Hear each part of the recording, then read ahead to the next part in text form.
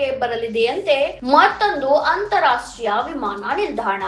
ಆದ್ರೆ ಏರ್ಪೋರ್ಟ್ ಬರೋ ಮುನ್ನವೇ ರೈತರ ವಿರೋಧದ ಬಿಸಿ ಶುರುವಾಗಿದೆ. ಹೌದು, ಕೆಂಪೇಗೌಡ ಅಂತಾರಾಷ್ಟ್ರೀಯ ವಿಮಾನ ನಿಲ್ದಾಣದ ಮೇಲಿನ ಒತ್ತಡ ಕಡಿಮೆ ಮಾಡಲು ಕನಕಪುರ ರಸ್ತೆ ಕಾರಿಡಾರ್ ನಲ್ಲಿ ಸುಮಾರು 4,800 ಎಕರೆ ಪ್ರದೇಶದಲ್ಲಿ ಎರಡನೇ ಅಂತಾರಾಷ್ಟ್ರೀಯ ವಿಮಾನ ನಿಲ್ದಾಣ ನಿರ್ಮಿಸುವ ಯೋಜನೆ ಸರ್ಕಾರದ ಮುಂದಿದೆ.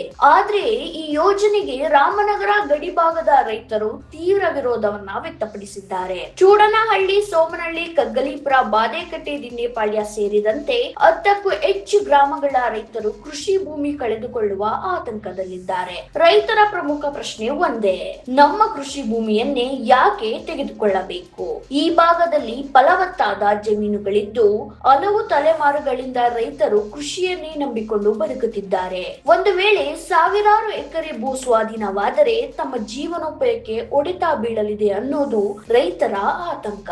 ಇನ್ನೊಂದು ಕಡೆ ರೈತರ ಅಭಿಪ್ರಾಯ ಪಡೆಯದೆ ಜಾಗ ಗುರುತಿಸುವ ಕೆಲಸ, ಪ್ರಾಥಮಿಕ ಭೂ ಸಮೀಕ್ಷೆ ಹಾಗೂ ಮಣ್ಣಿನ ಪರೀಕ್ಷೆ ನಡೆಸಿರುವುದಕ್ಕೆ ಸ್ಥಳೀಯರು ಆಕ್ರೋಶವನ್ನ ಹೊರಹಾಕಿದ್ದಾರೆ. ಇದೀಗ ಕೃಷಿ ಭೂಮಿ ಉಳಿಸಿ ಅಭಿಯಾನದ ಮೂಲಕ ಗ್ರಾಮದಲ್ಲೂ ಸಭೆ ನಡೆಸಲಾಗುತ್ತಿದೆ. ಸರ್ಕಾರ ಅಧಿಕೃತವಾಗಿ ಭೂ ಸ್ವಾಧೀನ ಪ್ರಕ್ರಿಯೆ ಆರಂಭಿಸಿದರೆ ದೊಡ್ಡ ಮಟ್ಟದ ಹೋರಾಟ ನಡೆಸುವುದಾಗಿ ರೈತ ಮುಖಂಡರು ಎಚ್ಚರಿಕೆಯನ್ನ ನೀಡಿದ್ದಾರೆ. ಇನ್ನು ಈ ಹೋರಾಟಕ್ಕೆ ರಾಜಕೀಯ ಬಣ್ಣವೂ ಬಂದಿದೆ. ಬಿಜೆಪಿ ಹಾಗೂ ಜೆಡಿಎಸ್ ಕೂಡ ರೈತರ ಹೋರಾಟಕ್ಕೆ ಬೆಂಬಲವನ್ನ ಸೂಚಿಸಿದ್ದಾರೆ. ಬಿಜೆಪಿ ರಾಜ್ಯಾಧ್ಯಕ್ಷ ಬಿವೈ ವಿಜೇಂದ್ರ ಅವರು ರೈತರನ್ನು ಭೇಟಿ ಮಾಡಿ ಬೆಂಬಲವನ್ನ ನೀಡಿದ್ದಾರೆ. ಇದರ ನಡುವೆ ವಿಮಾನ ನಿಲ್ದಾಣಕ್ಕೆ ಪರ್ಯಾಯ ಜಾಗ ಗುರುತಿಸಬೇಕು ಅನ್ನೋ ಬೇಡಿಕೆಯೂ ಕೇಳಿ ಬಂದಿದೆ.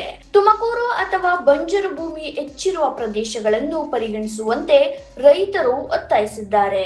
ಇನ್ನೊಂದೆಡೆ ಪರಿಸರ ಹೋರಾಟಗಾರರಲ್ಲೂ ಕೂಡ ಆತಂಕವಿದೆ. ಪ್ರಸ್ತಾವಿತ ಪ್ರದೇಶಗಳು ಬನ್ನರ್ಘಟ್ಟ ರಾಷ್ಟ್ರೀಯ ಉದ್ಯಾನವನದ ಸಮೀಪದಲ್ಲಿರುವುದರಿಂದ ವಿಮಾನ ನಿಲ್ದಾಣ ನಿರ್ಮಾಣವಾದರೆ ವನ್ಯಜೀವಿಗಳ ನೈಸರ್ಗಿಕ ಹಾಗೂ ಪರಿಸರದ ಮೇಲೆ ಪರಿಣಾಮ ಬೀರುವ ಸಾಧ್ಯತೆ ಇದೆ ಅನ್ನೋದು ಅವರ ಕಳವಳ.